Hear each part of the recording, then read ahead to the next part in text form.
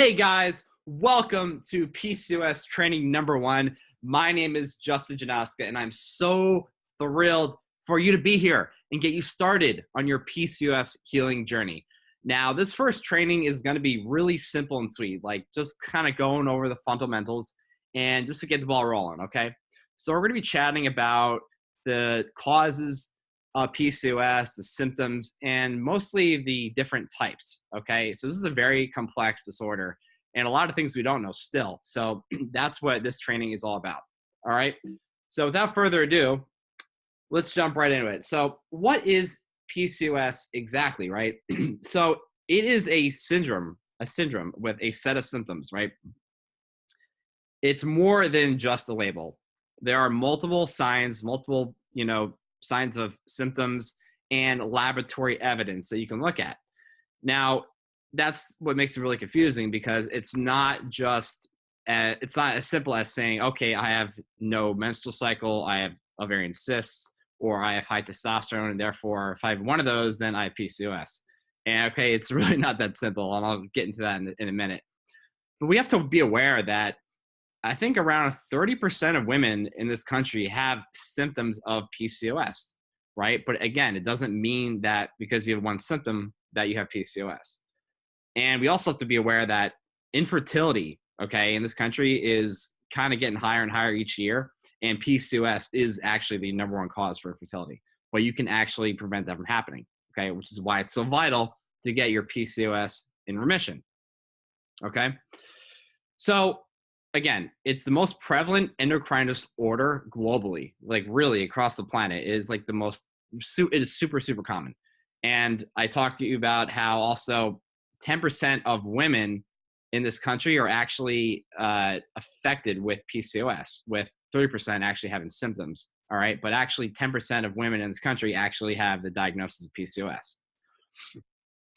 So what are the most common symptoms, right? Now, there's a laundry list of symptoms, seriously. So you have amenorrhea, right, which is absence of a menstrual cycle. You have oligomenorrhea, which is kind of irregular cycles, right, that, are really infrequent, cycles come like every, 20 or 30, 40, 50 days maybe, pretty really irregular, right? And acne is another huge one, right? About a third of women with PCOS have that. Hirsutism, which is kind of along the lines of acne because it's a skin problem, right? So hirsutism is obviously, if you don't know, excess hair growth in different places where you would normally not see that, right? And acne and hirsutism combined accounts for about 70% of PCOS women. So miscarriages, of course, are pretty common as well, and along with infertility, right? I already talked about how it's the number one cause in the US and the rates are increasing. So you also have issues with hypertension because PCOS is more than just in reproductive disorder. It's actually a whole systemic problem, okay? It affects your cardiovascular system. And hypertension and blood pressure is part of that, okay? And you can have issues with pelvic pain, right? And also be obese. And you can have issues with weight gain and, fat gain in your abdominal region. Okay, not everybody actually with PCOS is obese and has excess weight. You'd be surprised, actually, about pretty much 50% of people with PCOS are actually of normal, healthy weight and body fat. Okay, so it's really not biased at all. It affects people of all ages, shapes, and sizes. And epilepsy, although I've never personally seen that with clients or people, but that is a possible symptom as well. And then we get into thinning hair and hair loss because, yeah, on one end, you have people that get hair growth, and then there are people that actually have hair loss. So it just really depends on the person. Acanthosis nigricans, so that's dark patchy skin, like hyperpigmentation of your skin. Like you'll see that mostly under your armpits, right around there where it's kind of like darker color skin, okay? And then you get skin tags, you can have issues with sleep and mood disorders, right? So depression and irritability are pretty common, and chances are if you have PCOS, then you've already experienced some sort of change in your mood, right? So what are the causes? Now, this is where it gets very, very tricky, and it's pretty vague actually. Like we have a good understanding of the basics of what causes PCOS, but no question about it, it is a genetic, endocrine, hormonal, metabolic problem with environmental factors involved, like toxins, viruses, things like that. Now, if you have a family history of PCOS, yes, you are at an increased risk, which is, which could pretty much be said for anything like diabetes or heart disease. But here's the thing, guys, it's not that simple. Just because it's in your heritage does not mean that you are going to get it, right? Because you have the right genes for it. And this is what I'm showing you right here, is that there are 4 known single nucleotide polymorphisms, which are known as SNPs as in clinic, right? And really what that means is like there's a mutation in a gene, right, that's causing some sort of defect in the way the protein or gene can express, rather. So there's a change in what it's expressing. So these are the 4 that I kind of identified in terms of how it relates to hormones and PCOS, but it's certainly not that, it's not final or decisive. Like there's probably more we haven't figured out yet, but this is what we know for now. And yeah, so for example, there's a gene that is responsible for triggering higher insulin and androgen levels. And not everybody, but a huge majority of people with PCOS probably have this gene as well. And that's why, insulin is a problem for a lot of people, right? Insulin resistance, as we'll get to in a minute. Okay, so nonetheless, everybody is their own unique puzzle. It has their own characteristics, their own set of own personal issues. So what are the different types of PCOS? Now, these are the 4 that we've kind of established, and there's a lot of debate about this. Probably like there's, different forms we're still trying to figure out and see if it meets this list as well. So insulin resistance PCOS is pretty much the first one we're going to look at, and it's the most common one, not absolutely the first one that is most common, because insulin resistance is, for the most part, the underlying foundation, the underpinning of the problem. And, for 50% of people with PCOS, it's insulin resistance. And that could be more, and it could be involved in the other 3 types I'll get to in a minute. But it's tricky because when you run labs, you can show, that your fasting insulin levels are good, as well as your fasting glucose levels, which would be, preferably under 89. But it can look normal on paper, but you can still have insulin resistance. That's how confusing it is. So it's really, really tricky. So it's definitely possible in underweight women who are lean, and also especially common in overweight or obese women. All right. Now, I just mentioned about fasting insulin and glucose levels, but you would confirm, this type of PCOS also with high androgens. So that would be, testosterone, free testosterone, DHEA, DHES, multiple cysts, right? Now that happens through a transvaginal ultrasound, right? When you go see your OBGYN, they'll do that, which is pretty common, to see if PCOS is there. And high luteinizing hormone, which is usually higher relative to FSH, follicle stimulating hormone. Okay. Now, I don't want to get too nerdy on you and go through this, but basically here's how it works, right? So if you have this type of PCOS, you probably are overweight to an extent, right? More fat cells than you want. And when you have a high number of fat cells, you make less adiponectin, which is helping with insulin and glucose sensitivity. You have higher cytokines, tumor necrosis factor alpha, interleukin 6, and higher leptin levels. So all this does is increase the chances of having insulin resistance, diabetes, which is why diabetes is a risk factor with PCOS as well. And then insulin will basically cause the adrenals and the ovaries to make more testosterone. And that is really what happens. And really, in general, though, like these androgens, these testosterone, these other hormones, they decrease glucose uptake in muscle tissue, and that's causing high insulin. That's going to directly impact the liver, and that decreases sex hormone binding globulin, which is a carrier protein that basically carries testosterone and estrogen and all your sex hormones are on in the blood, kind of like a school bus, delivering it to the cells so they can jump off and into the cell, right? And when that happens, then you have increased levels of insulin, and that's how you basically end up storing, your sugar, your carbs into fat tissue, mostly in the abdominal area. All right. And when you have fat cells that do that, they accumulate a lot of fat, and they basically are increasing estrogen output too, which makes the whole problem even worse. And then you get into this estrogen dominant type state. All right. So moving on, we're going to talk about inflammatory PCOS. Now, this one is a little tricky because it can be independent of insulin resistance, right? But the thing here is that inflammation can cause insulin resistance, right? You have oxidative stress, all these free radicals going to town, and that really disrupts like the cellular membranes and the way, these hormones can impact the cell and enter the cell. So, well, what could cause inflammation, right? Well, a lot of things, right? Your emotions, in theory, right? But also mostly like chemical and physical stressors, like toxins, leaky gut, bacteria imbalances, viruses, gluten, dairy, vegetable oils, heavy metals, sugar even, right? They all interfere with hormone receptors. And so everyone has their own, set of potential stressors. We don't know what that would be, right? It just depends on the person. There's no like, okay, if you have inflammatory PCOS, you have 10 of these things, right? It's all a big matter of figuring out what is uniquely causing yours. Okay. Now, you can have cysts, you can have high testosterone as well, and you can have amenorrhea or anovulation, right? Doesn't mean you'll have all three, but yeah, you could have one technically, one or two. And so this type of PCOS is common in autoimmune diseases. And I've had plenty of clients who've had Hashimoto's, thyroid autoimmune disease that have PCOS as well.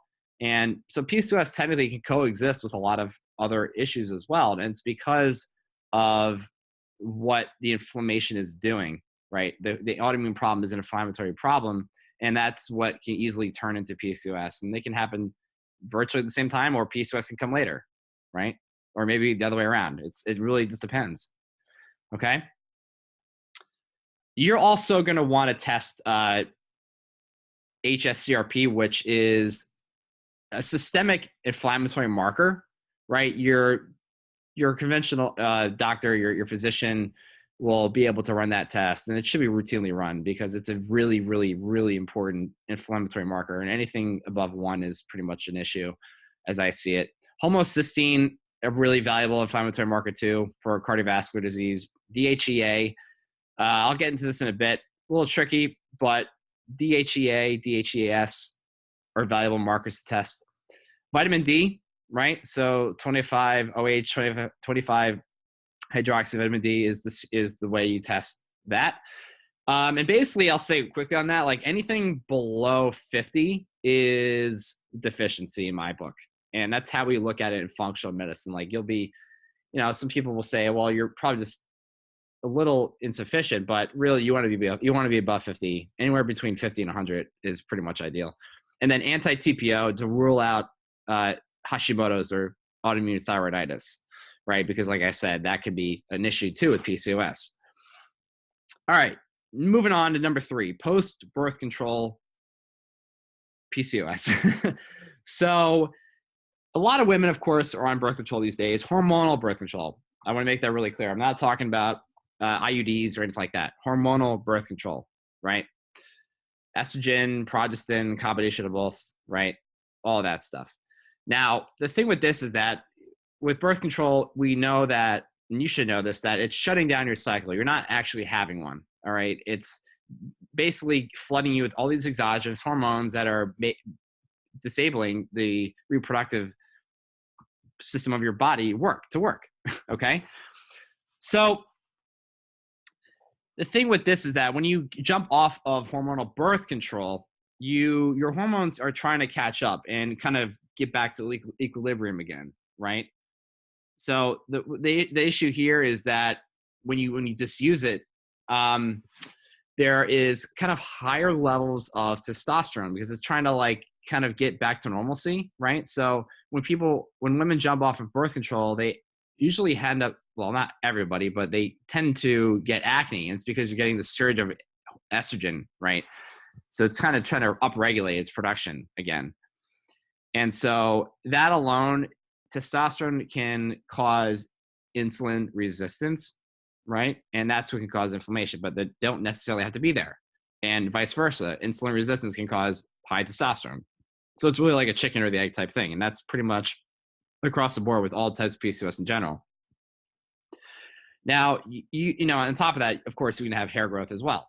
Now, you can certainly test testosterone to confirm that, you know, free testosterone, high prolactin, and luteinizing hormone too, which can be high or normal, right? Really depends there. But, you know, high testosterone levels along with symptoms, as mentioned below here, are pretty much how you're going to know if you have post-birth control PCOS. And lastly, we have adrenal androgen excess PCOS. Okay, so aside from insulin-resistant PCOS, I think this is probably the most common form within the fitness space because I see it show up all the time where women come off stage, they just finish a show, extreme dieting, and they suddenly have no period, which of course could easily look like hypothalamic amenorrhea, where it's just a stress problem. It's not PCOS, right? Just because you have amenorrhea or an ovulation does not mean you have PCOS. You have to look at it in the context of everything else. So this is pretty common because of the way we're doing things in the industry that I see it all the time now. And it's like, well, okay, you have also ovarian cysts, you have high testosterone too, maybe you can see that. And then that's how you know that PCOS is kind of like a corollary of this extreme form of dieting, right? And stress in general. So this is a whole other topic, but it's again why finding a good coach with your contest prep or dieting is super important, because if they beat your metabolism into the ground and you've already been stressed out by your relationship, your domestic life, school, job, whatever, it's just gonna build up and trigger this problem. Does that make sense? So like I said, about 50% of women with PCOS are not obese. Like they're actually like they look like the healthiest people alive from the outside. All right. So outside of insulin resistant PCOS, like this is probably, the second most common, right? The insulin resistant PCOS is mostly an issue with the public and everybody else out in this country that isn't like obsessed with the gym, right? But, within the fitness industry, like this is how I see it. I think this is the most common type. Now, this can easily show up in labs a couple different ways. Now, you can have obviously have ovarian cysts. Doesn't mean you will, right? But you won't necessarily have insulin resistance either.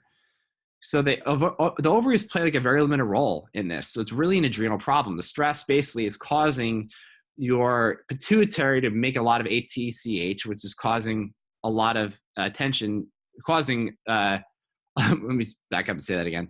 The ACTH is triggering the adrenals to make a lot of these androgens, DHEA, testosterone, right? So that's what the real issue is. Okay. And you might have high, luteinizing hormone too, because that's pretty much what happens when you have anovulation. So if you have no period, you're going to want to see if you have high luteinizing hormone and also see what your DHEA, androstenedione, testosterone levels are and where they stand.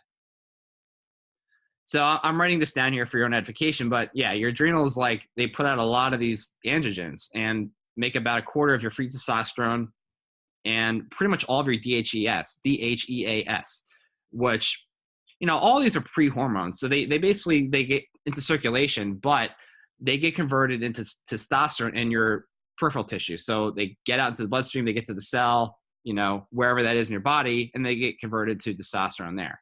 Make sense? Okay. But nonetheless, this is an issue with the adrenals most of the time. Like there's literally there's hardly any involvement of the ovaries. So you can actually really like have a normal menstrual cycle and still have PCOS. Like, that's how complex this is. And that's probably usually is the case. So that's why it's hard to get, it's why a lot of women get misdiagnosed, because their doctor has this kind of myopic view that it's an issue with cysts, high testosterone, and amenorrhea or an ovulation. But obviously, if they see that you have a normal cycle, they're not, and no cysts, they're gonna be like, well, you don't have PCOS, right? But yeah, you kind of do, potentially, right? So again, this is why it gets largely misdiagnosed for a lot of people, unfortunately. Okay. So just going over this again, high testosterone, high DHEAS, it's number one marker. So it's easily the most accurate marker. And this is why you want to test that and run a lab for that, because it's easily in the blood all the time when you have this type of PCOS. All right. So the clinical pearls here, the final thing I want to say here is that it's very complex with a lot of variability between people. So there's no one size fits all approach at all. There can't be. So the things you need to remember are that we're addressing insulin resistance, we're addressing high androgens and inflammation. So people can come up with different combinations and have insulin resistance and high androgens and no inflammation, or maybe just high androgens or just inflammation, right?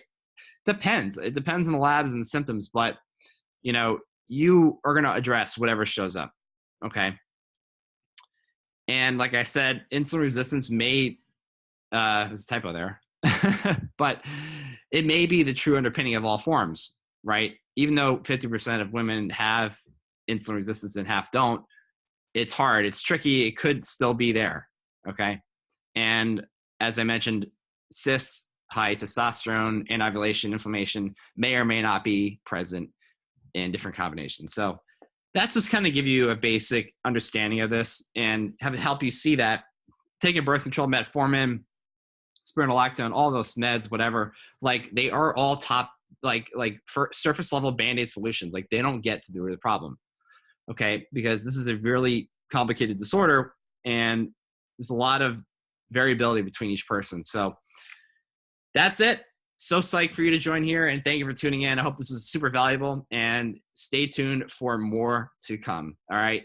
Have a great day, guys.